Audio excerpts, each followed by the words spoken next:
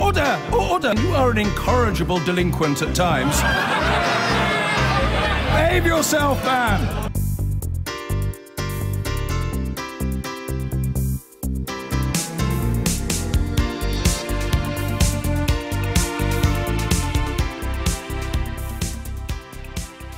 This week's deal in Brussels certainly marked a move forwards towards Brexit, seen by some as a breakthrough. Others thought the British government had given away too much too soon. It's been hard pounding and late nights for David Davis, the Brexit Secretary, who I should say has struggled here despite feeling most unwell this morning. So thank you very much indeed for that. Well, if the camera suddenly switches to you, your audience will know what's happened. Right.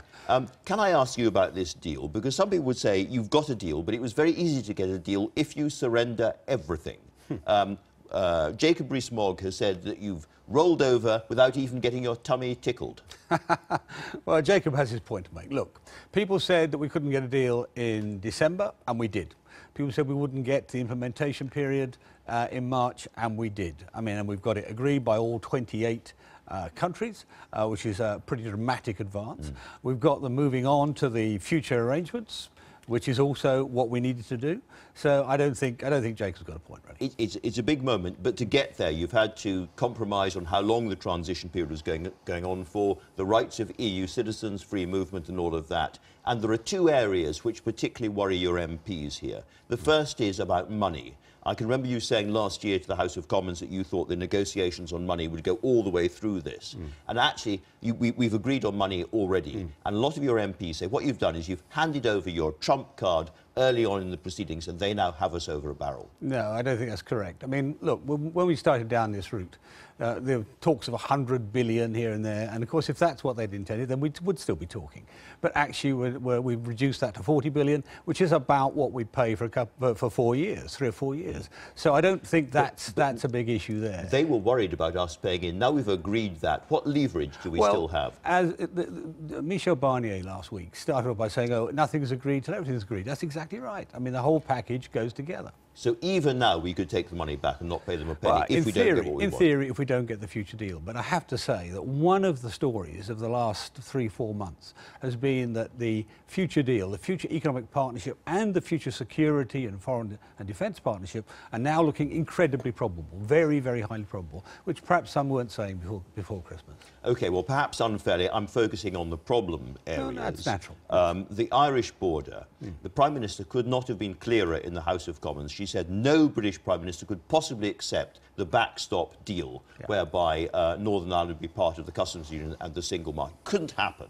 And yet there it is still in black and white in the legal text that you've agreed. I understand. What we've agreed is that we will find an option C, so-called option C. That is the backstop. But it isn't the backstop that the Commission's laid out. Even Keir Starmer last week said no British Prime Minister could accept that. We agree with that. That's what the Prime Minister said.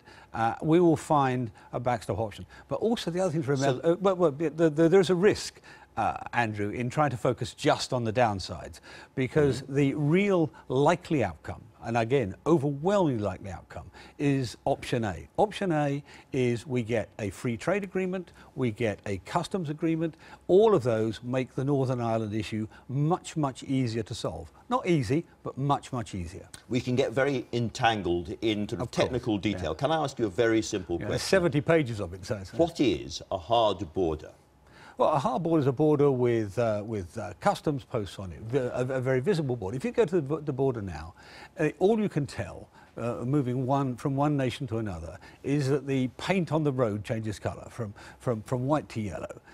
What we're going to do is ensure that the border that exists now, which after all is a border for excise and tax, even currency, will continue to exist, but back away. It won't be visible. It won't be it won't be any return to the borders of the past. To be absolutely clear, no guys in peaked caps and high-vis vests, no cameras, no booths, no wire, no nothing. That's right. That's right. No, I mean, basically, you know, we will do as we do now when we deal with smuggling across the Northern Ireland to the Republic of Ireland border. It's dealt with by intelligence-led policing, intelligence-led customs investigations. It happens now, and that's what will happen in the future. The relevant select committee said there is no example anywhere in the world of this working in the past.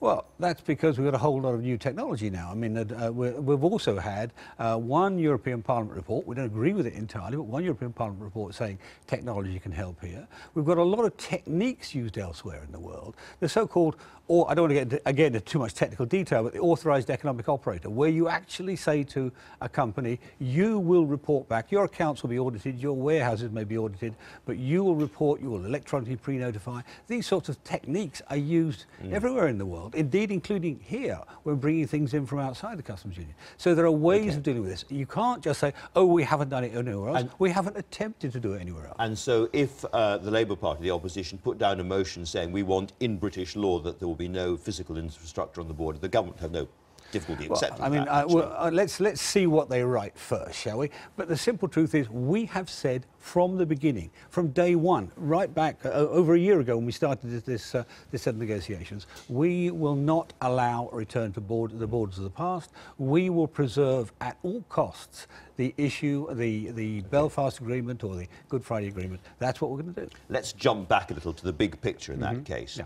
If the final trade negotiations which now start follow the same kind of pattern as what we've seen so far, then we're going to end up more close to the EU in terms of access to markets, in terms of being part of EU agencies, and in terms of paying some money in, perhaps, than some Brexiteers expected. Well, I'm not sure about that. I mean, I don't think many of the Brexiteers had in mind that we wouldn't necessarily, say, be a part of Horizon 2020 or one of the some of the research and development arrangements and so on. They all wanted to maintain access to the market, not membership of the market. That means tariff-free. I think the feels union a bit more like Norway than it maybe feels like Canada. No, it'll be nowhere like Norway. I mean, you teased me last time on your programme. You said, oh, Canada plus. And I said, no, Canada plus, yeah. Whatever. What I was trying to say to you was that this will not really look like any other deal as it stands at the moment. It will be a free trade deal, a comprehensive one, the most comprehensive one ever. Even the European Union is now using words similar to that. And that will deliver us a lot of access, but it will not be like Norway. A lot of upset about fishing, as you know, and about the access to British waters during the transition period going on as it is at the moment. The European Union wants that to be an endless process, that they have access in the future. If you allowed that, that would be a betrayal of British fishermen, would it not? Look, let's be clear. Let's be clear about what's been agreed first, because there's been a lot of headlines which haven't necessarily represented it. Firstly, 2019, fishing year 2019, that will be agreed under the current arrangements. 2020, we've got a guarantee of no reduction of our quota share and consultation over the total quota. And beyond that, we're going to be an independent coastal state making our own negotiations with our neighbours, as every other coastal state does, and it'll be under our control. That's the determination. That's what we're going to do. And so British fishermen can be sure that any attempt to keep the EU access to British waters after we leave, you wouldn't put up with that. We will negotiate with our surrounding states so that we have access to their waters and theirs to ours, and markets and so on, but it'll be under our control. It will not any longer be under the qualified majority voting arrangements we currently have. Putting all of this together, can we now put to one side the possibility of no deal in March 2019 and stop making arrangements for that? Well, no, you can never stop making arrangements, because that's one of the things that guarantees the deal. If you get to, let's say you get to, I don't know, November of this year, October, November of this year, and we don't have any other choices, then the deal will get much tougher. So for negotiating reasons alone, you have to do it. Also, countries always prepare. France is preparing, Holland is preparing, Belgium, Germany are preparing. None of them expect it to happen, but they're making the preparations just in case. So it's a bit like you have house insurance. You don't expect your house to burn down. It's less than 1 in 100,000 chance, but you have the house insurance anyway. So when Philip Hammond, the Chancellor, says that I would expect that we would then be able to stand down planning for a no-deal exit in 2019, what he's saying, once we've got the implementation deal, he's wrong about that. Well, what he said, actually, in another context, I don't know where that quote is from, is he said, we will provide what we need to provide, no more. You know, he's the Chancellor. He doesn't want to spend money without reason. Now, you've been travelling a lot recently, as you always do, but less to Brussels than to other European capitals. You've been to Tallinn, you've been to Vienna and Berlin and so forth. From the outside, it looks like the EU 27 are still in extraordinary lockstep, absolutely saying the same thing, no deviation. from what you're hearing in private, is it a different situation? It is a bit different. I mean, look, in the first stage, they were talking about money. They wanted more of our money. That's easy to unify around. Citizens, easy to unify around. Now it's about their own direct commercial interest. Some have got financial services sectors. Some have got big manufacturing sectors. All of them want to preserve that. That's what they're going to do. All right, very, very quickly, you've heard all these allegations about vote leave, breaking the law during the referendum campaign. As a leading Brexiteer, what's your reaction? Well, the first thing is, I think you used the phrase before, a hedge of question marks. The individuals concerned have denied it. It's really a matter, if there's any truth to it at all, for the Electoral Commission to investigate, but that's for them to decide, not for a minister to say. David Davis, thanks very much indeed for talking to us. But now I'm absolutely delighted to be joined by Keir Starmer, who's the Shadow Brexit Secretary. Very good to see you again, Keir. Good morning.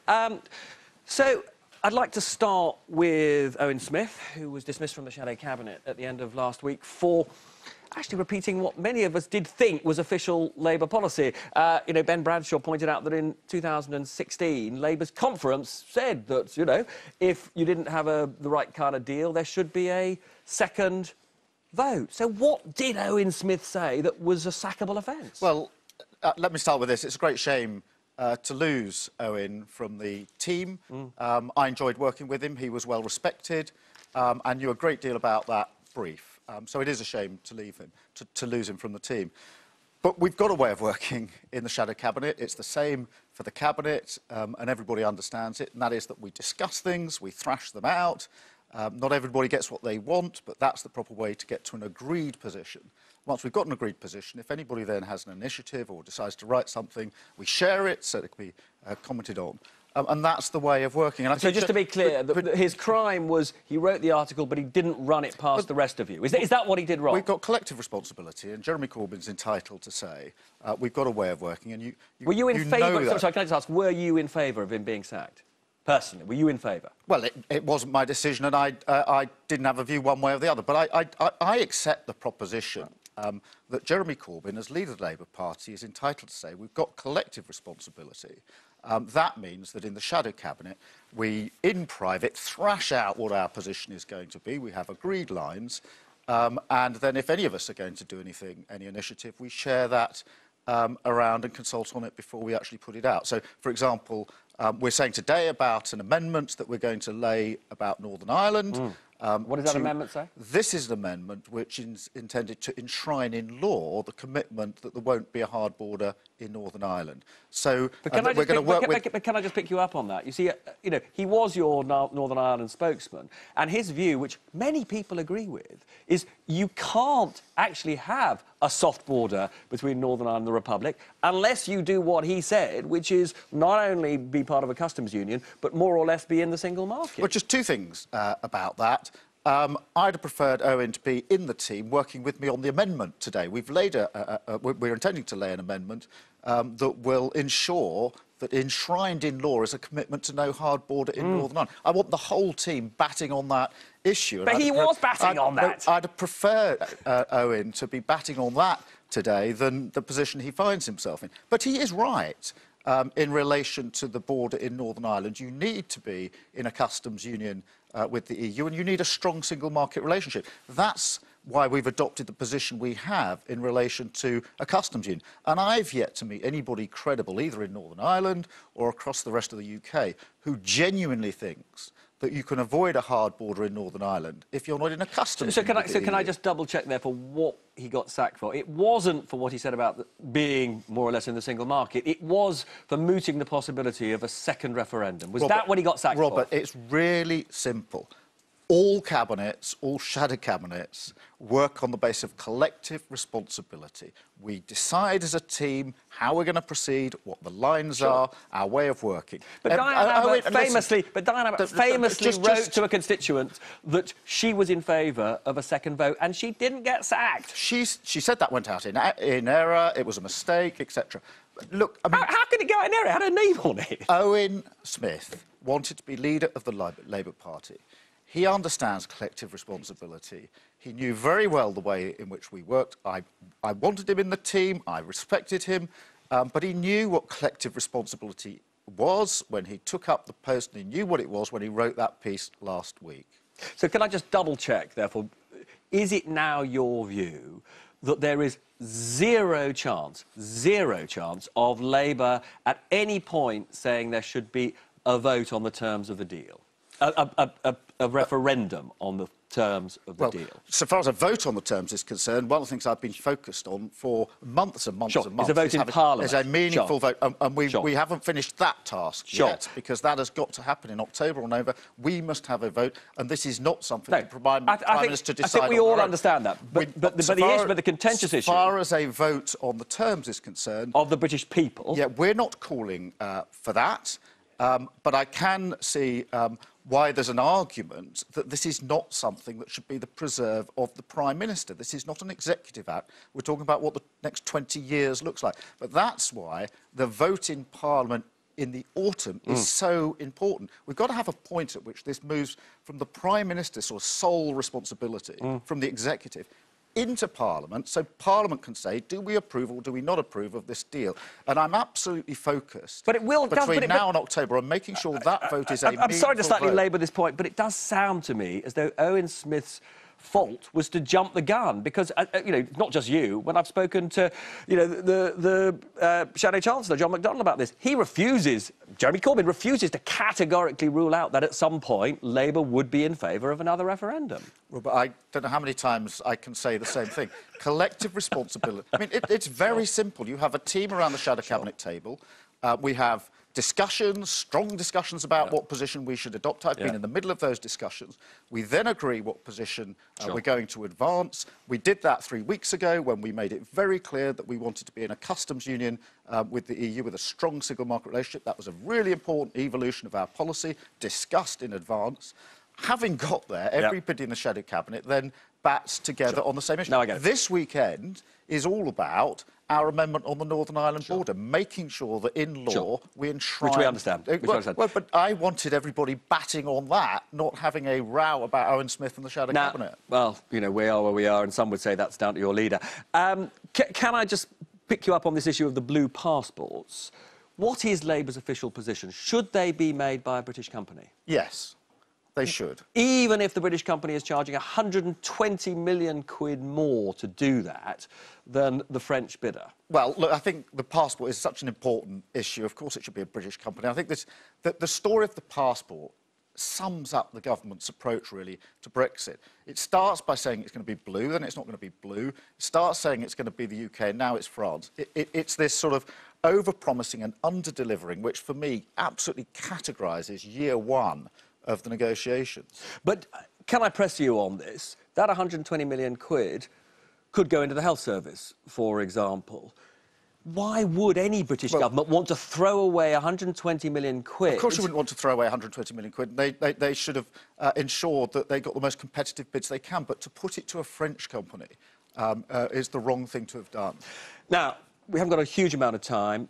You've seen that mural. Yeah. It is so obviously anti-Semitic. How on earth did your leader not see how grotesque and disgusting it was when he made those remarks in 2012 that it shouldn't be taken down? It is grotesque and disgusting and should have been taken down. It's anti-Semitic and we need to be absolutely clear about that. Jeremy Corbyn has now given his explanation, regretted that. The most important thing here is that the Labour Party keeps on saying that anti-Semitism has no place in our party, in our communities or in our society, and we've got to have zero tolerance. And zero tolerance has got to be more than 2 words. It's got to dictate everything the Labour Party does in relation to anti-Semitism. But I suppose what will worry people is, I mean, obviously there are issues about whether or not he's clear enough on anti-Semitism, but the other point is this is somebody who wants to be Prime Minister, and yet he didn't look closely enough at the object in question when making comments. Well,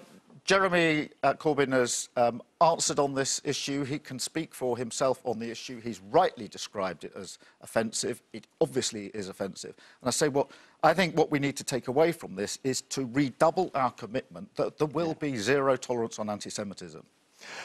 Keir, if I could just ask, Ben, are you reassured by what Keir said about the dismissal of Owen Smith?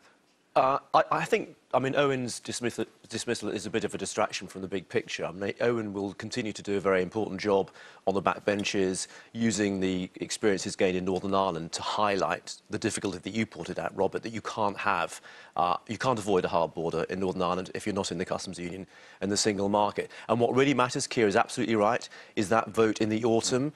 And in my view, it is inconceivable that Labour will vote with the government, will support Theresa May's deal. There's no way it's going to meet the 6 tests that Keir himself has laid down. So that is what we should all be focused on. Do you think that's right, Keir? Do you think it is very, very likely that when Theresa May comes back in the autumn that you will be voting against what she's agreed? Ben's absolutely right. I set out 6 tests for the Brexit deal. I did it about a year ago, 6 strict tests, and I indicated then we will not vote for a deal that doesn't meet those tests. That was the position then. How likely is it, given what you saw of Theresa May in Brussels Thursday, Friday, and you've read the guidelines, how likely is it, in your view, that the government will meet your tests? Well, I think the government's making a mess of the negotiations. I think that year 1 has been the easier year. The next year's going to be even tougher. I'll wait and see what the Prime Minister comes back. But we laid those tests out for a reason, and that's because we intend to apply them.